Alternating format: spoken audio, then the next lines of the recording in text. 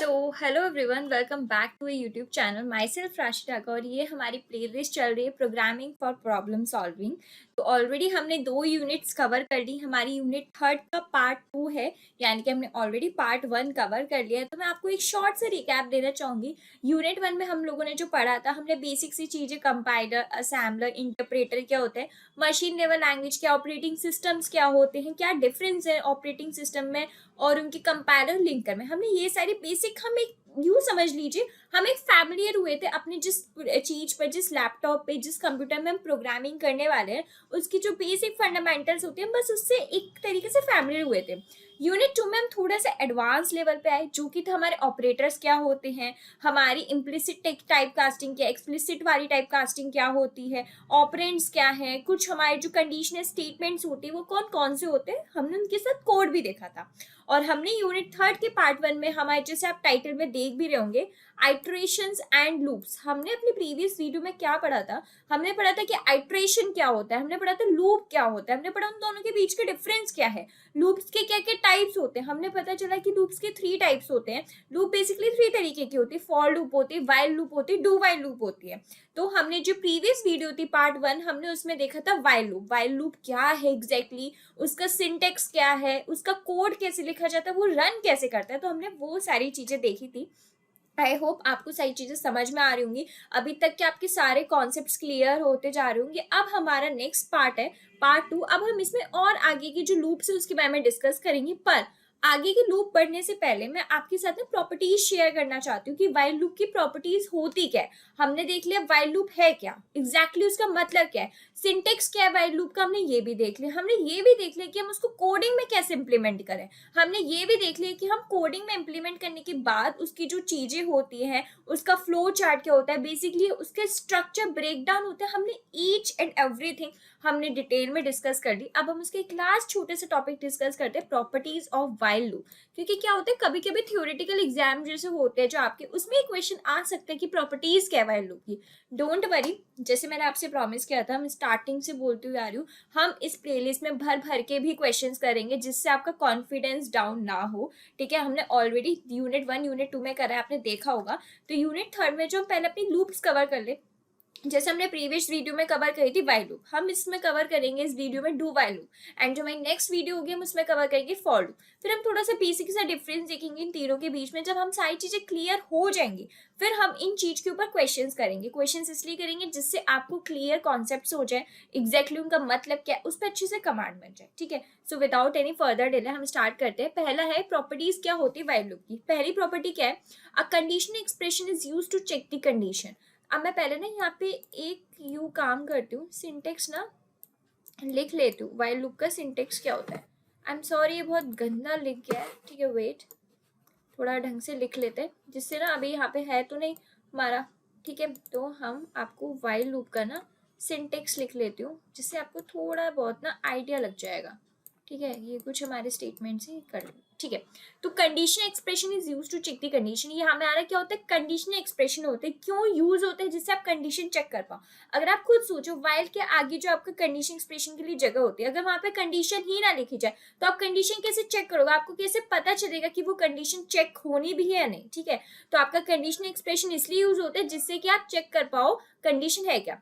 The statement defined inside the while loop will repeatedly execute until the given condition fail। जब आप देख रहे हो ना ये स्टेटमेंट, जो वाइल, ये तो वाइल हो गया, वाइल के आगे आपकी कंडीशन है। कंडीशन इसलिए नेसेसरी जिससे आपको पता चल पाए कि आपकी कंडीशन चेक कैसे होगी। ठीक है, और जो उसके बाद आपकी कर्ली ब्रैकेट के अंदर जो आपके कोड्स होते हैं, वो कोड्स इसलिए आपका जब तक रिपीट होते रहेंगे होते रहेंगे। मैंने बताया था ना, लूप क्या है, लूप बेसिकली रिपीट जब तक होती रहेगी जब तक कि आपकी गिवन कंडीशन एग्जीक्यूट ना हो जाए, फेल ना हो जाए, मतलब खत्म ना हो जाए। तो सेम वही है, वाइल लूप की जो अंदर की सिंटेक्स है ना, वो रिपीटेडली एग्जीक्यूट होते रहते हैं जब तक आपकी गिवन कंडीशन फेल ना हो जाए। ठीक है, तो जो कंडीशन है हमारी ट्रू जब ही होगी जब रिटर्न होगा 0। आपको याद होगा, अगर थोड़ा सा माइंड में प्रेशर दूंगा, मैंने यूनिट 1 में ही बताया था, जैसे हमारा जो लैपटॉप होता है, कंप्यूटर होता है, उसको ये भाषा समझ में नहीं आती, उसको इंग्लिश की लैंग्वेज समझ नहीं आती, उसको सिर्फ मशीन लेवल लैंग्वेज समझ में आती, जो कि होती है हमारी 0 और 1। 0 का मतलब उसको क्या समझ में आता है, ट्रू, और 1 का मतलब आता है फॉल्स। तो बस बात यही है, जो हमारी कंडीशन हमारी जब ट्रू होगी ना, तो वो हमें रिटर्न करके दे देगा 0। अगर हमारी कंडीशन फॉल्स है तो वो हमें नॉन जीरो नंबर दे देगा। नॉन जीरो नंबर मतलब 0 के अलावा कोई से भी वो आपको नंबर दे सकता है। वैसे मोस्टली 0 और 1 ही समझ में आता है, तो वो आपको रिटर्न करके क्या देगा 1।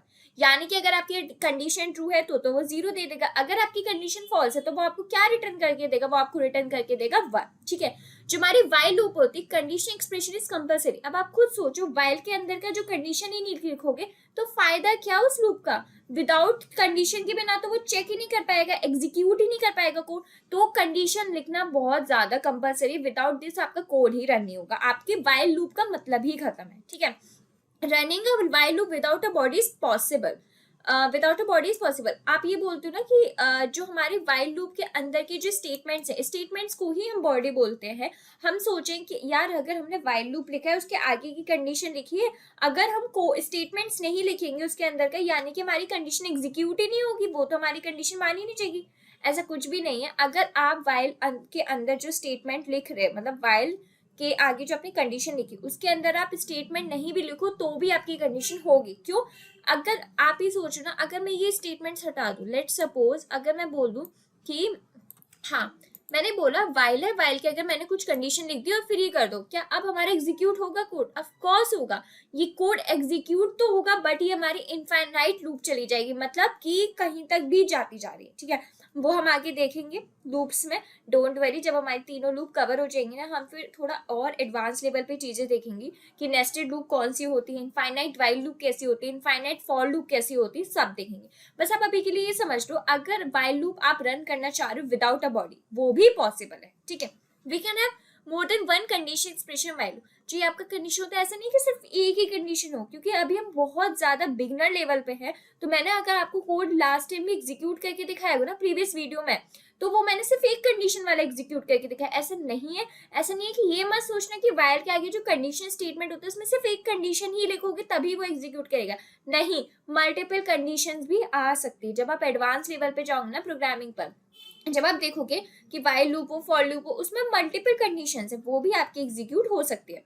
If the loop body contains only one statement and the braces are option. अगर मैं कहूँ यहाँ पे सिर्फ एक स्टेटमेंट लिखा हुआ है, तो जरूरी नहीं है आप उसके आसपास जो कर्ली ब्रैकेट होते हैं, जो वाइल के बाद जैसे आप जो कंडीशन लिख रहे होते हो उसके बाद आपके कर्ली ब्रैकेट होते हैं, जरूरी नहीं है आप लगाओ कर्ली ब्रैकेट जब सिर्फ आप वन स्टेटमेंट का कोड लिख रहे हो, जब की बात हो रही है। बट जब आप मोर देन वन स्टेटमेंट लिख रहे हो, यानी कि 1 हो गया, 2 लाइन स्टेटमेंट्स हो गया, 3 लाइन, तो आपको कर्ली ब्रैकेट लगाना मैंडेटरी। विदाउट कर्ली ब्रैकेट काम नहीं चलेगा। ठीक है, तो आई होप आपको कुछ ही प्रॉपर्टीज, 6 प्रॉपर्टीज थी, 3, 4, 5, 6, आपको समझ में आ गई होंगी कि वाइल लूप क्या होता है। ठीक है, इसकी क्या क्या प्रॉपर्टीज है, सो दैट अगर आपसे कोई थियोरेटिकली पूछे वाइल लूप है क्या, उसकी क्या बात है, क्या इंपॉर्टेंस है उसकी, तो आप इन चीजों से बता सकते हो कि वाइल लूप है क्या।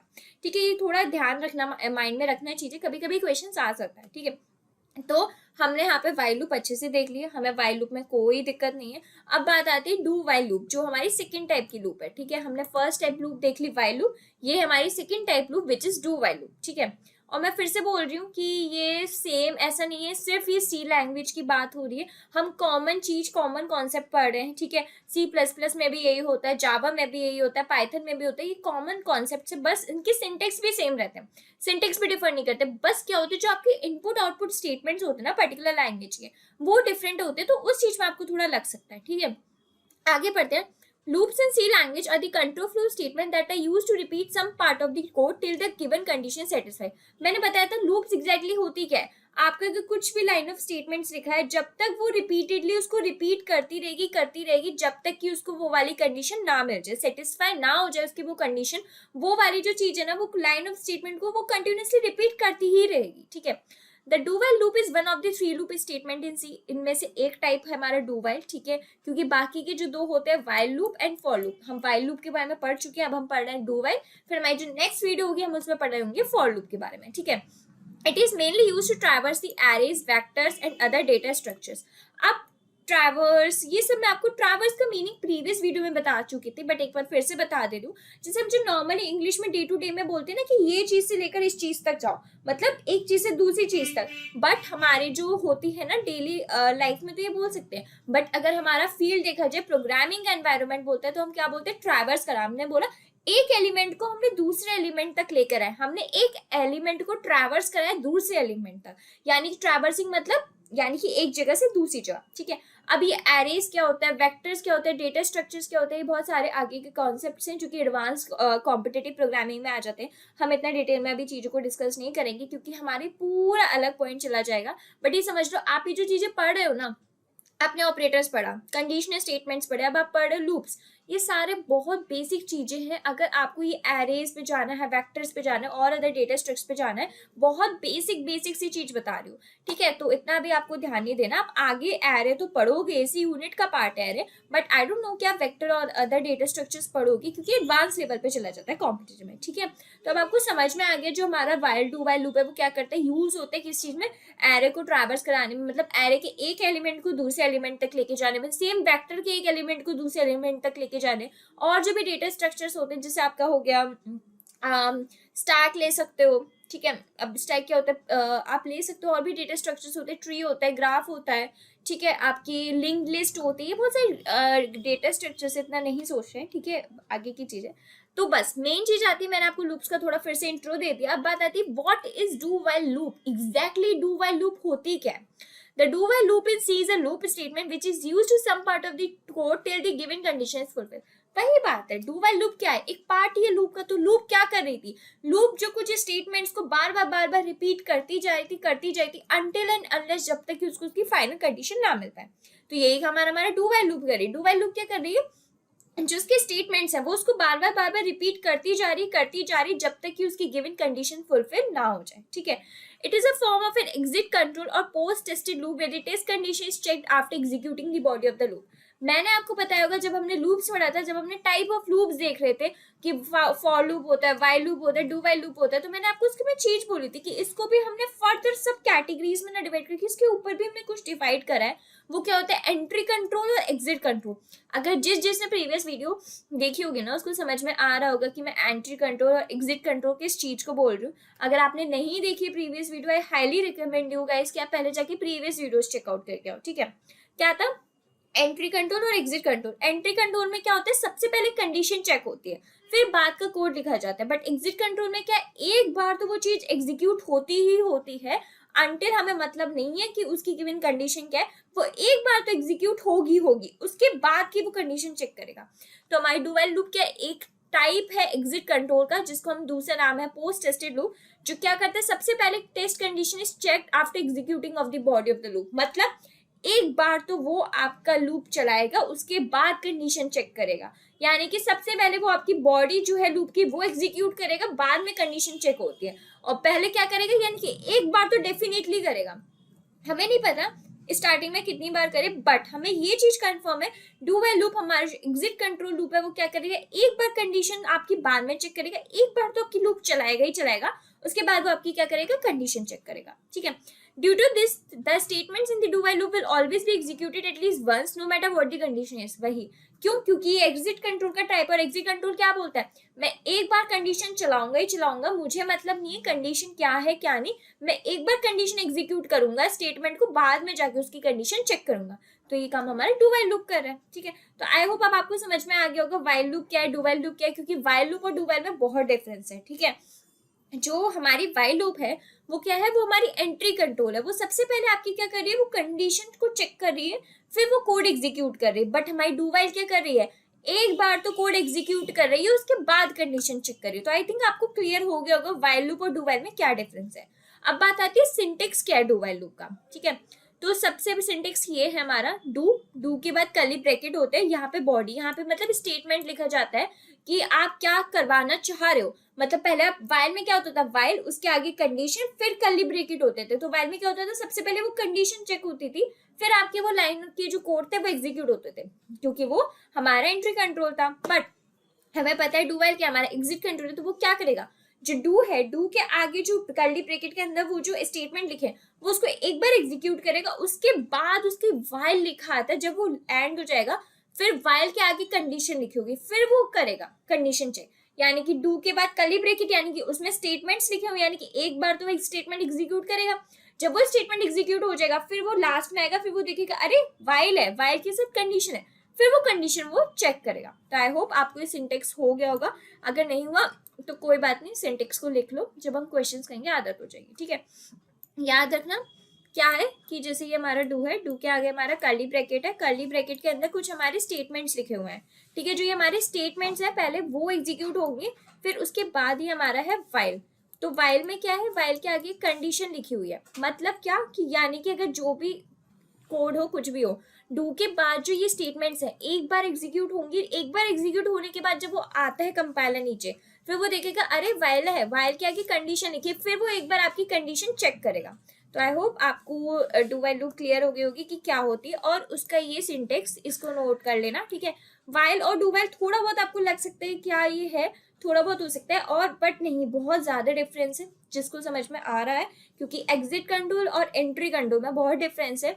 और शायद यही रीजन है हम जो मोस्टली प्रोग्रामिंग करते हैं ना आगे, अभी तो बेसिक है, बट जब हम हाई लेवल के क्वेश्चन सॉल्व कर रहे होते हैं तो उसमें क्या होता है, लूप्स का कॉन्सेप्ट रिपीट होता ही होता है, ठीक है। तो उसमें क्या होता है, हम हमेशा मोस्टली फॉर और वाइल लूप ही यूज करते हैं, हम बहुत rarely he do while loop use करते हैं। रीजन यही है क्योंकि डू वाइल लूप क्या करता है, एक बार तो कंडीशन एग्जीक्यूट कराता ही है, उसके बाद फिर वो वाली कंडीशन चेक करेगा कि वो कंडीशन है या नहीं, एक बार वो स्टेटमेंट तो एग्जीक्यूट होगा। ओके, अब बात आती है how to use a do while loop in C. अब हम उसको यूज कैसे करें, तो कुछ एग्जाम्पल है जिससे आपको समझ में आ जाएगा कि एग्जैक्टली डू वाइल लूप कैसे होती है एग्जीक्यूट, ठीक है।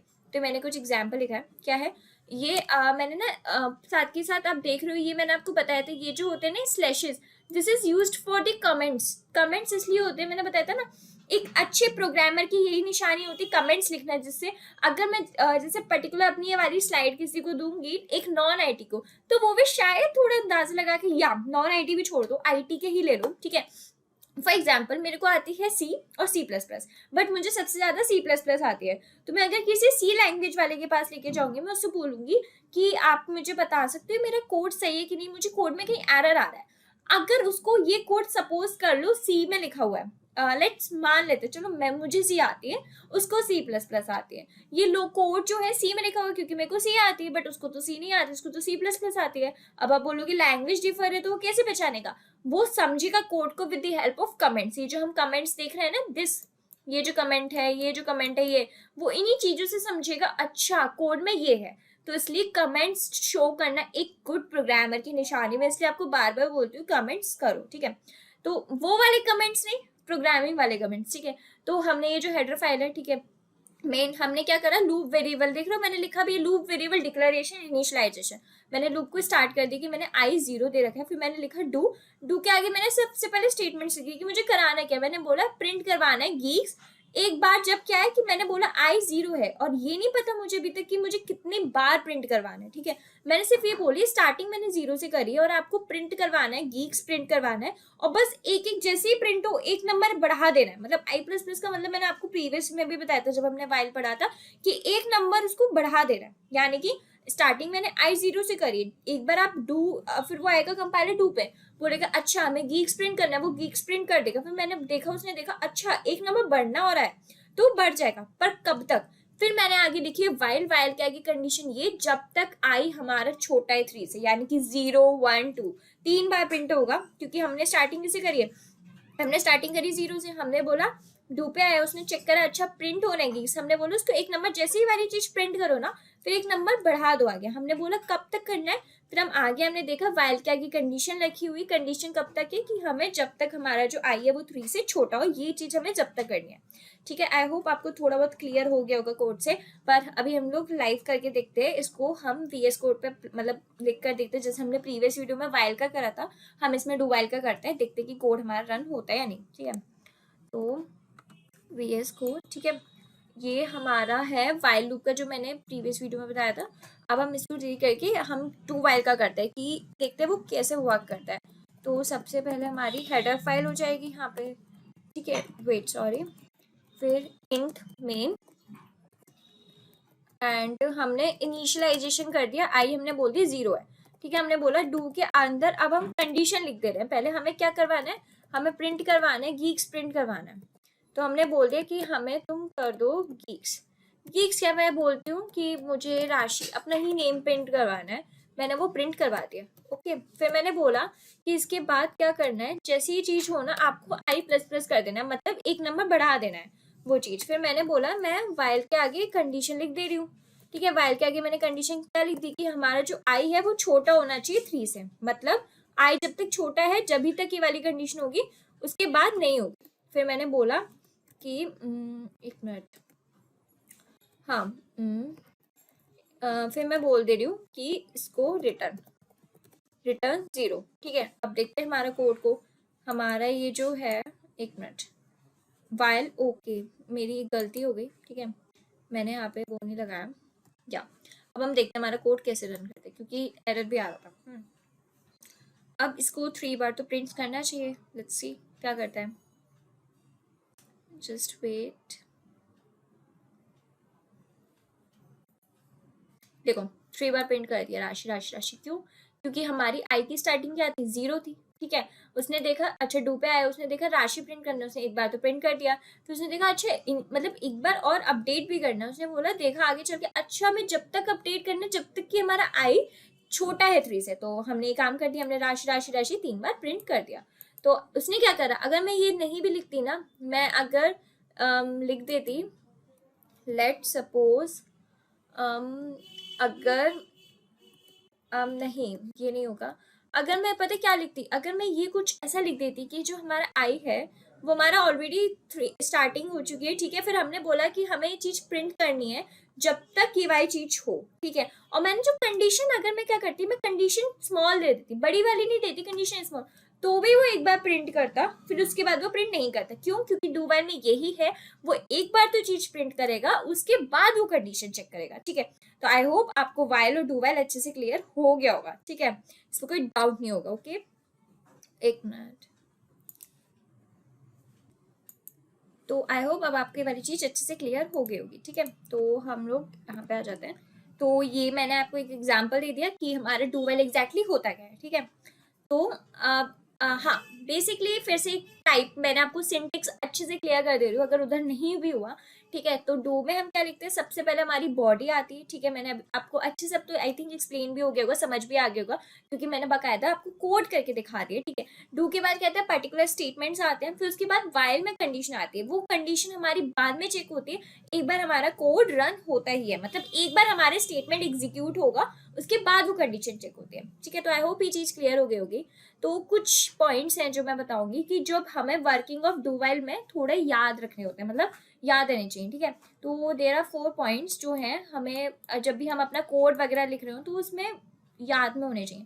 पहला क्या है कि जो हमारा प्रोग्राम है, मतलब program control first comes to the do while loop, the body of the loop is executed first and then the test condition or expression is checked, unlike other loop where the test condition is checks first। मैंने बताया ना, loop जो होती है हमारी 2 तरीके की होती है। पहली होती है हमारी एंट्री लूप, ठीक है, और दूसरी होती है हमारी एग्जिट लूप। ठीक है, जो हमारी एंट्री और एग्जिट लूप होती है, क्या करती है एंट्री वाली लूप, क्या करती है पहले हमारी कंडीशन चेक करेगी, बाद में हमारा कोड एग्जीक्यूट करेगी। बट हमारी जो एग्जिट वाली होती है, पहले एक बार तो कोड एग्जीक्यूट करेगी ही करेगी, बाद में वो कंडीशन चेक करती है। तो हमारा यही है, जो हमारी डू वाइल लूप है ना, वो क्या है, पहले हमारी बॉडी जो है लूप की वो एग्जीक्यूट होगी एक बार, बाद में उसकी कंडीशन चेक होती है। और जो अदर लूप होती है, जैसे हमने देखा वाइल लूप क्या कर रही थी, सबसे पहले हमारी जो लाइन ऑफ स्टेटमेंट थे उनको बाद में कर रही थी एग्जीक्यूट, एक बार वो पहले कंडीशन चेक कर रही थी।